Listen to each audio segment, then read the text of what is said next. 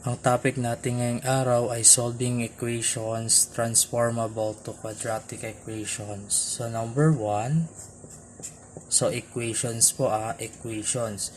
Tatransform natin sa quadratic equations o sa standard form na ax squared plus bx plus c is equal to 0. So for number 1, solve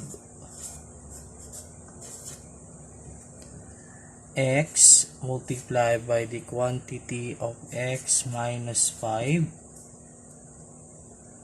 is equal to 36. So ito ay equations. So itatransform natin siya or igagawin dapat natin siyang quadratic equation or standard form ng quadratic equation. How? Of course, by using distributive property. Distributive property. So, x multiplied by x, that is equal to x squared. Then, x multiplied by negative 5, that is negative 5x, is equal to 36. So, hindi pa po siya naka-standard form. Kailangan lipat natin si 36 dito sa left side ng ating equation. Of course, by using APE, addition property in equation.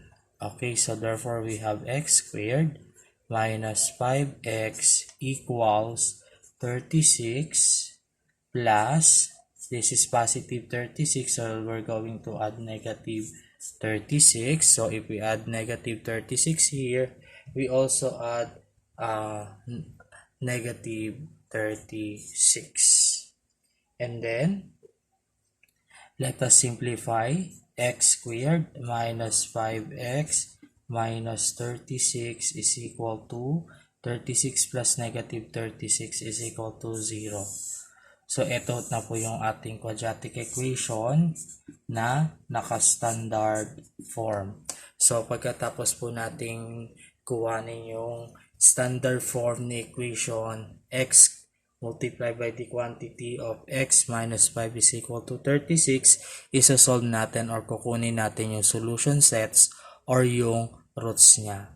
Since ang ating quadratic equation naka-standard form, kung makikita natin ito ay pwedeng i-factor.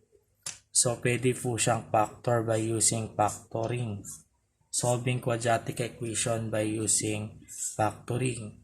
So, this is x squared. So, this is x and x. Okay, so what are we going to do is to think what two numbers. Mag-iisip tayo ng dalawang number na kapag pinultiply natin sagot negative 36 at kapag pinag-add natin ang sagot ay negative 5. So, ang naisip ko ay positive 4 and negative 9. Kasi positive 4 times negative 9, negative 36. Negative 9 plus 4 is negative 5x. So, yan po yung factoring yan or yung factors niya. So, after that, let us equate to 0 to get the roots. So, x plus 4 is equal to 0. Then, x minus 9 is equal to 0. So, ape, x plus 4 plus negative 4 is equal to 0 plus negative 4.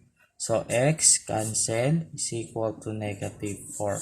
So, the first roots is equal to negative 4. Next, second root, we use APE again. X minus 9 plus positive 9 because this is negative is equal to 0 plus 9. Cancel, x is equal to positive 9. So, therefore, the roots of our equation x squared minus 5x minus 36 is equal to 0 are negative 4 and positive 9. So, let us check if our answer is correct by substituting the roots. So, pwede po ito, pwede po to by checking or pwede rin tong ating standard form. So, yung standard form na lang po ang gagamitin natin. So, when x is equal to negative 4. So, standard form, x squared, checking po tayo, minus 5x minus 36 is equal to 0. So, the value of x is negative 4 squared minus 5 times negative 4 minus 36 is equal to 0. Negative 4 times negative 4, positive 16. Negative 5 times negative 4, positive 20. Minus 36 is equal to 0. 16 plus 20, 36 minus 36 is equal to 0. 0 is equal to 0. So, the roots x is equal to negative 4 is correct. What about when x is equal to positive 9? So, x squared minus 5x minus 36 is equal to 0. Substitute lang po natin yung value ng x, which is 9 squared minus 5 times 9 minus 36 is equal to 0. 9 times 9, 81. Minus 5 times 9, 45. Minus 36 is equal to 0. 81 minus 45 is 36. Minus 36 equals 0. 36 minus 36 is 0 is equal to 0. So therefore, the roots of our quadratic equation is correct.